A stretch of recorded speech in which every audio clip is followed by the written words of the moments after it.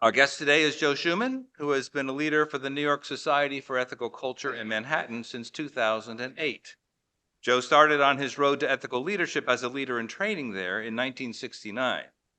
After completing his training, he became the leader for the Essex County Society in Maplewood, New Jersey, and sometime later became leader for the Bergen Ethical Society, where he served as leader for 46 years before retiring in January 2021. Currently, he writes articles on political and social political issues on Substack and other social media outlets. And I can say I've known Joe for the entire time of my connection with this ethical community, and he's been a frequent visitor here and a strong colleague. And I'm very happy to have you with us virtually today. Joe's address is titled Religions, Expanding Turf, and the Fate of Democracy. So welcome, Joe. Idiom. What I want to talk about this morning, in conjunction with my title about religions expanding turf, is really to talk about the rise and fall of church-state separation in the United States and why it matters, and what I see as the very ominous looming danger of the emergence of Christian nationalism in America that fills up the space as indeed separation declines. That's really my thesis, and to a great extent, my talk is historical, somewhat judicial, but also, I think, relevant to the politics of the moment. So that's what I want to share with you. I hope it is useful for you. Let me begin this way. Religion is an extremely complex and multifaceted human phenomenon whose origins are lost in the recesses of time and whose reach has been almost universal in the hearts of women and men throughout the ages. Religion can be seen from a multitude of different perspectives and has been expressed through an almost endless variety of beliefs and practices. There is, on the one hand, high religion, the religion of theologians, religious philosophers, and people of penetrating wisdom and reflection. And there is low religion, so to speak. That is namely popular religion as it's understood and practiced by the common man and woman. High religion can probe the most far reaching and sublime questions about human existence, human purposes, and the meaning of existence more broadly. Popular religion can give men and women a sense of place in the universe, provide their lives with a sense of meaning and direction, and serve in principle and practice the opportunity to socially bond with fellow believers. Religion can often be a solitary experience in which the believer communes with powers and beings greater than herself or himself. Sometimes such communion is in search of help when life and its problems seem to be too much and stretch the believer beyond his or her resources. Or it may be an opportunity to seek the highest in the service of spiritual edification. But more often, religion is a communal experience, engaged with others, wherein, as implied, people bond together with others under the umbrella of shared beliefs. There is a private side to religion, often among people who are religiously very serious and reflective. But there is also a public side to religion, which is what I primarily want to discuss with you this morning. I'm Its going to get up public and walk one side. more time. Without doubt, religion can be a very powerful force. For individuals, it can be a force around which many people mold and fashion their lives. It can motivate and inspire individuals to acts of great altruism and personal sacrifice, or acts of violence laced with hatred. On the social level, we can understand religion as standing at the center of culture and giving character and color to a particular culture. If we want to understand a foreign culture, for example, we could primarily do no better than to start with an understanding of the major religions that are expressive of that culture. Religions, great and small, are frequently organized institutionally, and often religious institutions become political actors in the societies of which they are a part. Before the modern period, with the coming of the Enlightenment in the 17th century and the emergence of the secular state, religion was the major political force holding sway over people's lives. Think of the rule of the church in the Christian Middle Ages. Since the emergence of the modern period and the dethronement as a dominant force in society, religion has had to find its place alongside of and often in competition with other institutions, and preoccupations that have held the loyalty and attention of women and men.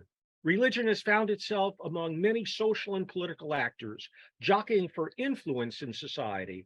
In this jockeying, the place of religion as a political force has often been an uneasy one. Relegating my talk to the West, the pivotal turning point was the 16th century, when Protestantism emerged to challenge the hegemony of the Catholic Church in Northern Europe, which until then held essentially a religious monopoly. With Protestantism came the rise in an appreciation for the individual, spurred by Protestantism's commitment to the so-called priesthood of all believers, and with the spread of ideas through the printing press, which was actually the internet of that age. The Protestant rebellion against Catholicism and the so-called wars of religion were extraordinarily violent and drenched the soil of Europe with blood of religious warriors for 130 years, often over what we would consider very picayune differences in doctrine. It was often assumed then that the political realm on earth was a reflection of the divine realm characterized by goodness and perfection of God. Some forward thinkers began to ask, therefore, if such were the case, how did we make such a mess of things? Among them was the Englishman Thomas Hobbes, who was a critic of religion and may in fact have been an atheist. Hobbes believed that religion was a very negative force that drove people to violence. Hobbes, in his magnum opus, The Leviathan, was the first thinker to propose the modern state in which the government and the people would form a social contract. The people would pool their power and freedom and hand it over to the government in the person of a sovereign who in return would provide security and protection and protect what Hobbes recognized as a natural right to life. Hobbes was an authoritarian, and all power in his state was given over to the sovereign, including the power to regulate and control religion. Religion, according to Hobbes, should be subservient to the sovereign and the power of the state. I would say we would not want to live in Hobbes's state, but his idea of the social contract included the radical notion that the power of government came not from God above, but from the people below. It was a radical coming out of the Christian Middle Ages, again, with the total power of the church. It was an extraordinarily radical transformation to say that the power of government did not come from Almighty God, who sits above it all, but from the people themselves below. I like to remind my students of human rights that the US Constitution is a totally godless document, despite what evangelicals may believe. And its opening words are not something like, quote, "We, the children of our Lord Jesus Christ, band together to form a more perfect union," end quote, which it could have, but rather, as we all know, the three beautiful words, "We, the people." Arguably, the ghost of Thomas Hobbes and his intellectual heirs were looking over the drafters of our governing document. Another thinker, much closer to our purposes, Englishman John Locke. Unlike Hobbes, Locke was in fact a devout Protestant, wrote a lot of books on Christian evidences and on Christianity, who was among the most important figures to influence the American founders. Locke, like Hobbes, fashioned a system of government based on a social contract between people and the government.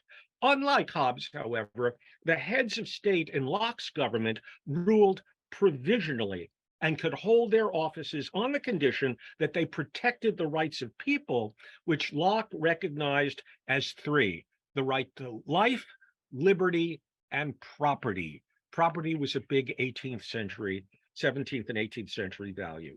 But amidst the horrors of religious warfare, Locke had an approach to religion very different from Hobbes's, and it was both brilliant and radical. Hobbes recognized that when you marry the power of the state with the power of religion, which carries with it the absolute power of the creator of the universe, the union thus formed by that marriage is so overwhelmingly potent that no force on earth could stand in its way. It was potentially an explosive brew.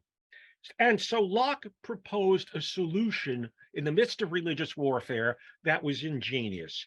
His approach was to privatize religion and therefore decouple it from its marriage to the state. Locke declared in his letter of toleration, quote, the care of souls cannot belong to the civil magistrate, because his power consists only in outward force, but the true and saving religion consists in the inward persuasion of the mind, without which nothing can be acceptable to God, end quote. In other words, a person's religious belief is a matter of his or her individual conscience and his private relation to God, and in no way whatsoever is the state's business. It's totally private. In so declaring, Locke was the major influence on the authors of our Constitution's First Amendment religion clauses, which embody one of the greatest principles Americans have given to themselves and to others, namely the separation of church and state. But that separation had other sources that fed into it. The most pronounced was Roger Williams, a devout Puritan who preached in the Massachusetts Bay Colony. Williams was an extremely learned, self-confident, stubborn, and courageous man who believed that his Puritan government, which demanded conformity in religious belief and practice, was an outrage. Given human fallibility, it is ensnared that the government, it was ensured, that the government could do nothing but corrupt the purity and truth of God's word. Roger Williams, therefore, was banished from Massachusetts, and with the help of Native Americans, interestingly enough, set up his own government in Rhode Island. Williams ensured that the state would be totally free of religious control, not to protect the state from religion, but to protect the sanctity of religion and religious conscience from defilement by the state.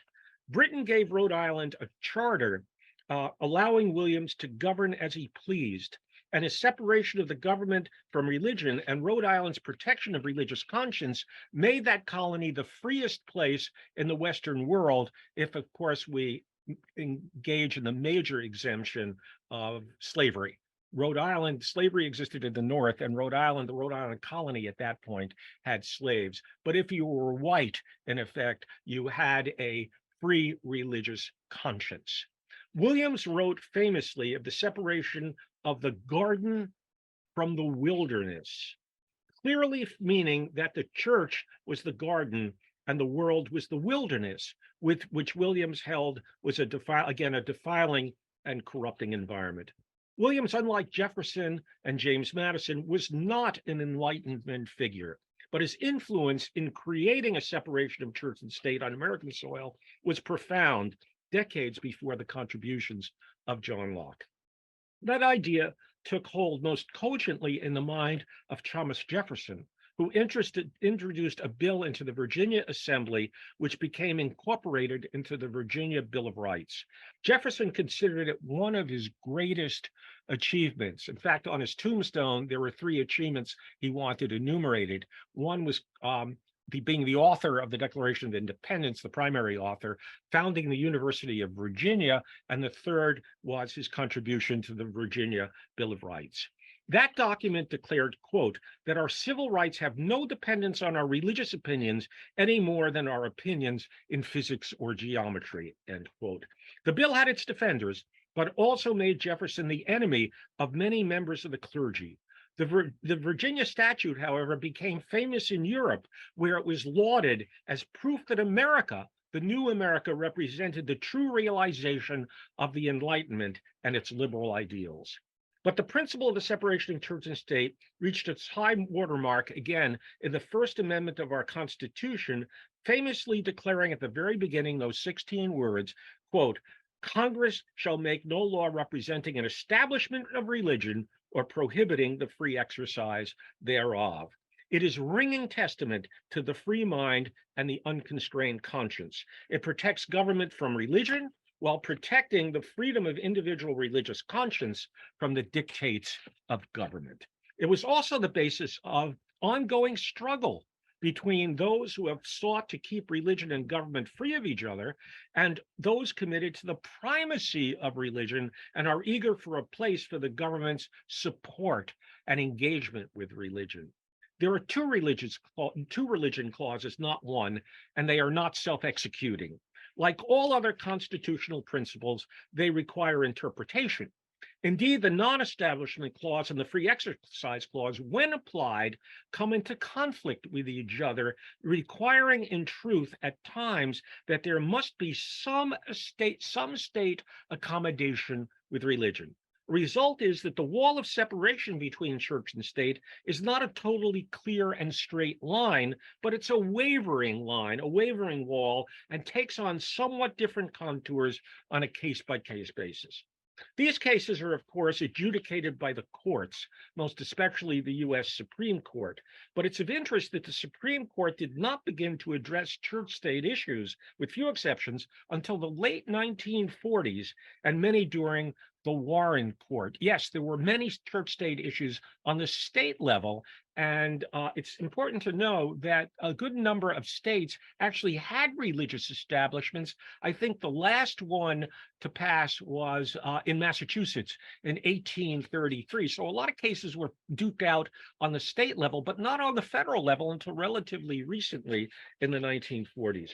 Perhaps the most influential decision on church-state relations for decades was rendered by the court in 1947 in the Everson versus Board of Education case. Took place over a dispute in New Jersey. I should say, as a proud New Jerseyan for the last 50 years, a lot of great things start in New Jersey. They don't end there, but they begin in New Jersey. I think Bart started in New Jersey, in fact.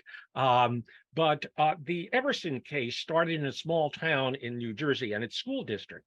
This case involved whether parents who send their children to parochial schools could be reimbursed for the cost of busing their children to those religious schools. And of course, the schools are supported by tax money, local taxes. The prevailing decision was written by Justice Hugo Black, probably the greatest defender of the separation of church and state in the Supreme Court's history. In that decision, Black nevertheless ruled that, and it was a 5-4 decision, ruled that the First Amendment allows for the reimbursement on the grounds that busing is not a religious function. And he made the analogy that tax money may be used, for example, to have police direct traffic in front of such schools to ensure the safety of children entering or leaving parochial schools. And taxes are appropriately used to pay for fire departments that are committed to putting out fires when churches are ablaze. I mean, when your church is aflame and the fire department comes, the fireman doesn't ask you, are you a Presbyterian or a Lutheran, or is this a Reformed temple or an ethical culture society? There's a public duty to put out the fire in what in effect are religious institutions. I cite the Everson case because in it, Hugo Black articulates in sweeping terms what I personally believe is the classic and correct understanding of the relationship of church and state. And I want to read to you from that decision. It's very clear, and I think stood as the precedent for many decades, but alas, no longer. Hugo Black wrote the following, quote, "The Establishment of Religion clause of the First Amendment means at least this: neither a state nor the federal government can set up a church. Neither can pass laws which aid one religion, aid all religions, or prefer one religion over another.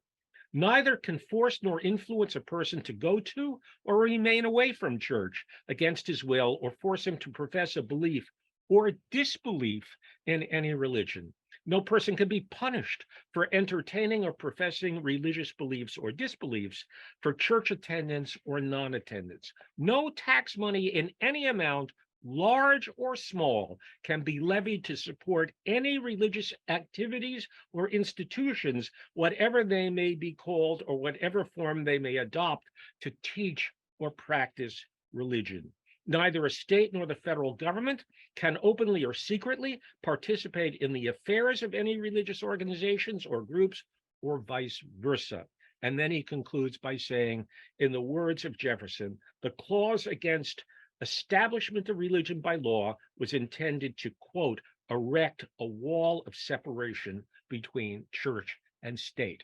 That Jeffersonian quote, by the way, comes from a letter that Jefferson wrote as president, I believe, 1803, to the Baptist Church, a Baptist church in Danbury, Connecticut, who was looking for Jefferson's interpretation of the First Amendment. And he said it creates the Establishment and Free Exercise Clause to create a wall of separation between church and state. After the Emerson case, the so-called Warren Court, the most liberal in the history of the Supreme Court, was the most liberal, in the history of the Supreme Court. It included, in addition to Hugo Black, such giants as Thurgood Marshall, William O. Douglas, and William Brennan, again from New Jersey, all of whom upheld a staunch church-state separation position as defined by Black in the Emerson case.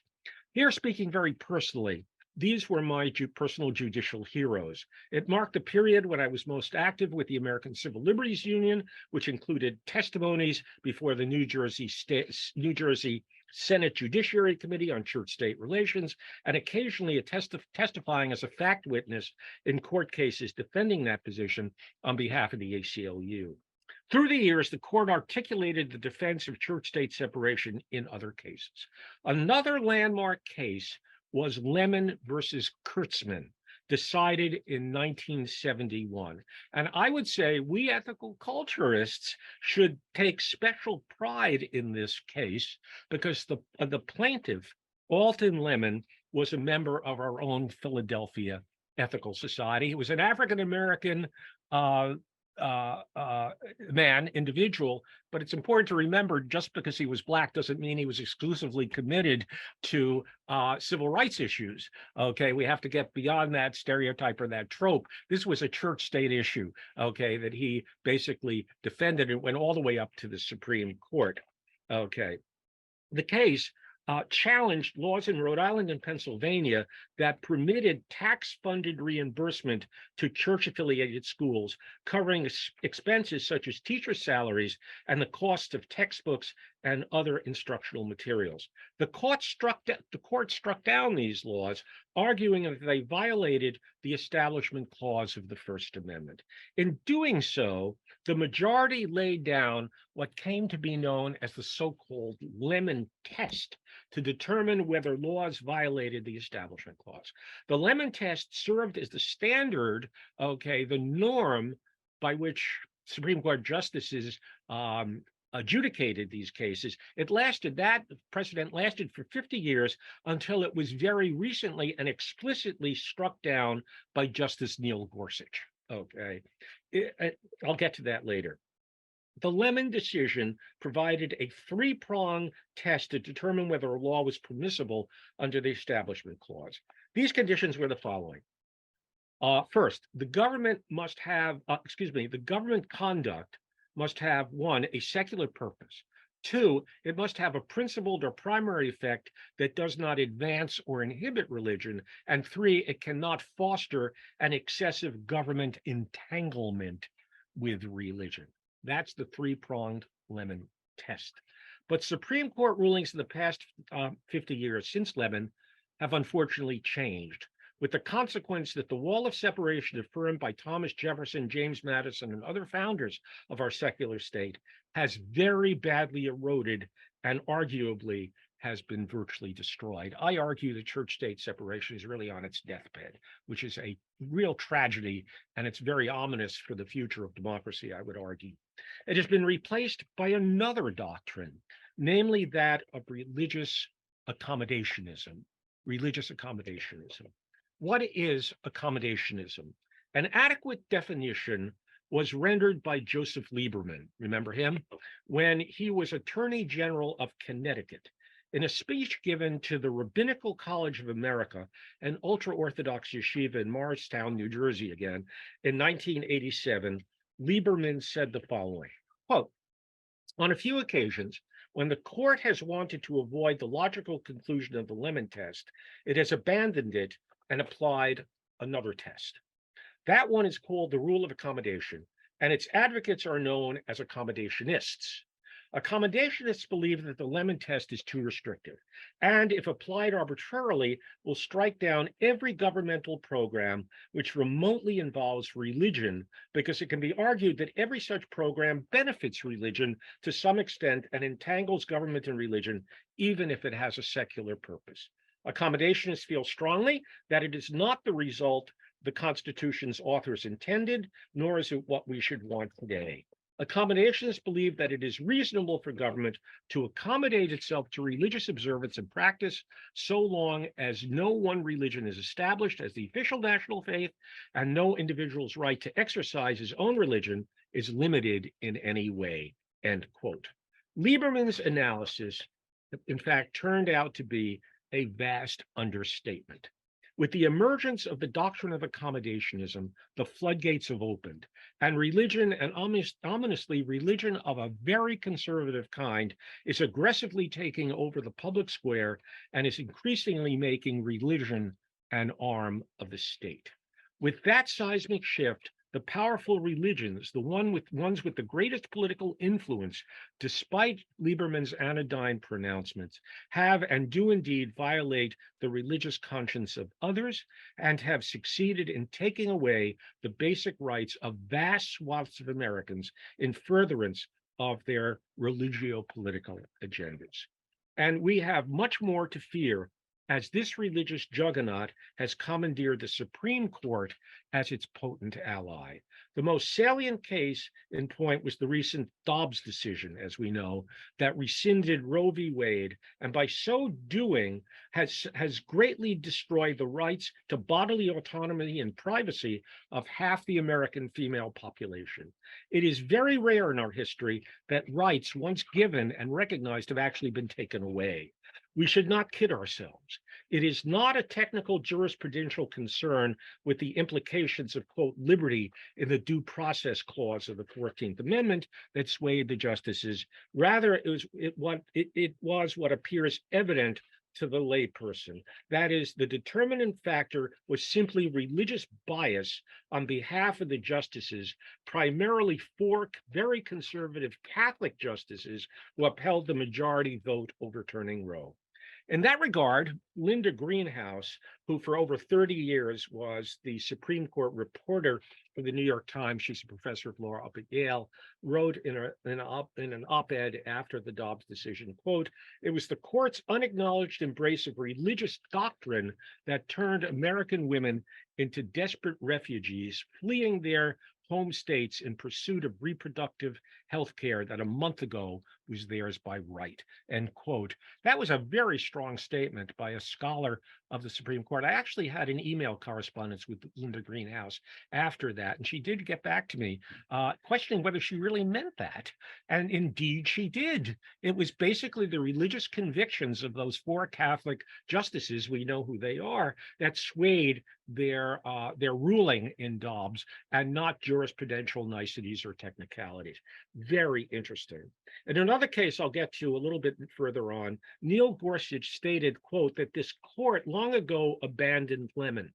In place of Lemon and the endorsement test, this court has instructed that the Establishment Clause must be interpreted by reference to historical practices and understandings. Historical practices and understandings become the norm for judging, in effect, these difficult cases. I should remind the justices that they're not historians, okay? You know, what we see here now is sort of the emergence and the application of so-called originist thinking in terms of constitutional interpretation by the Supreme Court, which did not really come into existence until the Reagan era. This is something very new and something held by only a small number of Supreme Court justices, again, to impose a type of very conservative agenda. Clarence Thomas, one of the justices who voted in favor of Dobbs, has used the same language, that is, historical practices and understandings as the norm, has used the same practice to enunciate the standards that have to be used. I think we have to ponder the application of such a principle and its very wide interpretations in the minds and decisions of conservatives, ultra-conservatives, and reactionaries. It's an example, as I say again, of originalist thinking. But if these justices really want to go back to the 18th century, they should look at the thoughts of Jefferson and Madison, Madison, who was the primary author of the Constitution, and who wrote that, quote, religion and government will both exist in greater purity the less they are mixed together. I mean, Madison wrote that with the state should not give religions a single penny. In effect, there should be no support at all. We have much to fear, I think, as to what is coming next. Roe v. Wade was based on protecting a woman's right to privacy. That right was based on an earlier decision before Roe, namely Griswold v. Connecticut. In 1965, that decision gave people the right to use contraceptives. A politically powerful swath of Christian evangelicals, including together in allyship with the Catholic Church, opposes birth control. After Dobbs, Clarence Thomas implied that he is an ally of that move and in the march to impose Christian values on the rest of us. In this extreme climate, we shouldn't be surprised that this issue, that is the right to contraceptives, will be on the Supreme Court's docket in due time. I want to shift the landscape before I close from the court to the political arena. It's no secret that the Supreme Court is influenced by political movements on the ground, and the advance of religion in the public domain is a prime example. The major shift on the ground in the took place in the late 1970s when evangelical Protestants re-entered the political arena after 50 years of being quiescent, that is, since the Scopes trial, the monkey trial of 1925. In a recent interview I had with Professor Randall Balmer, one of the premier historians of evangelical Christianity and the Christian right in the United States, I noted the repoliticization of evangelicals under the leadership of Jerry Falwell and the moral majority in the late 70s, and evangelicals constitute about 25% of the American population, has in fact moved the political landscape far to the right, and as a result, our politics has never been the same. Balmer concurred with me, stating that in his belief, this shift was the most consequential political phenomenon of the past half century. Christian right activists assert their influence in all sectors of society, from the White House to local school boards. Having attained its political high watermark in the George W. Bush administration, the Christian right has become immensely powerful and politically has held many members of Congress in its pocket. President Bush was arguably considered by evangelicals to be the leader of the Christian right, and evangelicals comprise the mainstay of Donald Trump's support. Without the evangelical subculture, Trump would not have been in the White House. They are his largest political bloc that supports him, part of the MAGA movement. Abortion has been the jewel in the crown of their political activism, but as we know, they are hostile to gays and gay marriage, are patriarchal, if not misogynistic, and advocated for conservatives to be appointed to the judiciary. In great measure, they supported Trump because of his promise to put conservative justices on the Supreme Court, which he assuredly did. More broadly, they are contemptuous of liberalism, secularism, a pluralistic society, and almost 85% of all evangelicals voted for Donald Trump.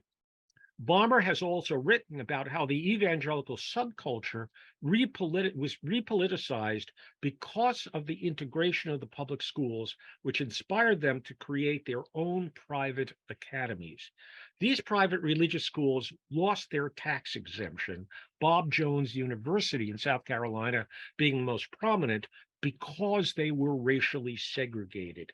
It was the removal of their tax exemption that angered them most and caused them to enter the political fray, and not Roe v. Wade, as it's often assumed. In other words, and this is very important for us to understand, behind the Christian right, behind the evangelical Christian right and their politics is racism and a racist motive. We should not forget that. It was not Roe v. Wade that caused them to move into the political arena again. It was because, in effect, the federal government took away the tax-exempt status of their private academies, which they established after Brown versus Board of Education. They did not want integrated schools. They started their own white schools, their own white academies, and they lost their federal tax exemptions because they did not integrate. So behind the evangelical right and its politics, indeed, is and we're talking about evangelical, I mean the white constituency, they're Black evangelicals, of course, in effect, is a powerful racist motive. We should not forget that. With political power comes corruption. And Balmer has written that religiously based values and the message of Jesus as expressed in the New Testament no longer counts for much. He notes, quote, evangelicals have lost their prophetic voice. Leaders of the movement and the religious right itself have become little more than a political interest group. End of quote.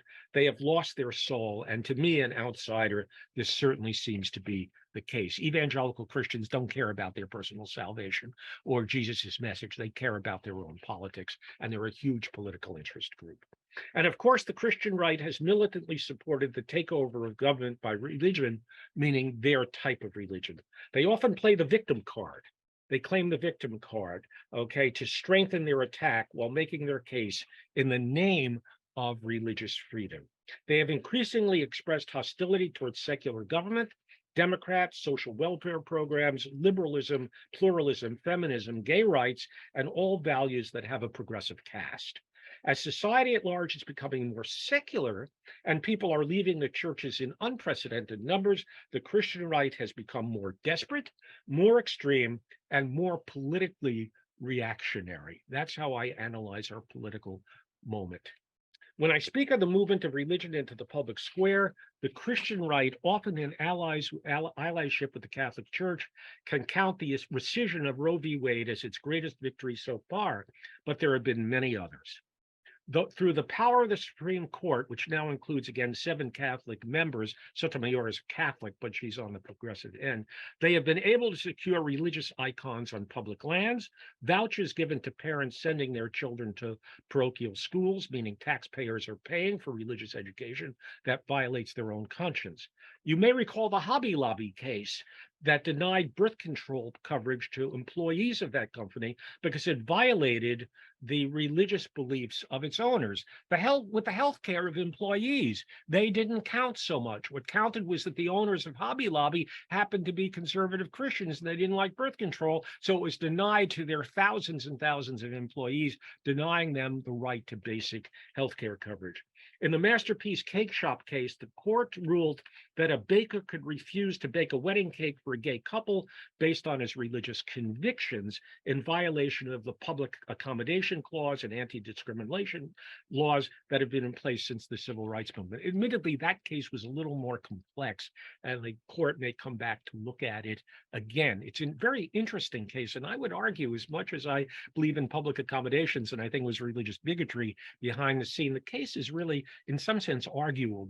It is not quite as simple as others, but nevertheless, public accommodation laws were plowed over in the to favor, in effect, the religious conscience of the store owner. Okay, but in my view, perhaps a policy that has been the most destructive of the wall of separation was not a court case, but the creation by the federal government of the faith-based initiative, otherwise known as charitable choice.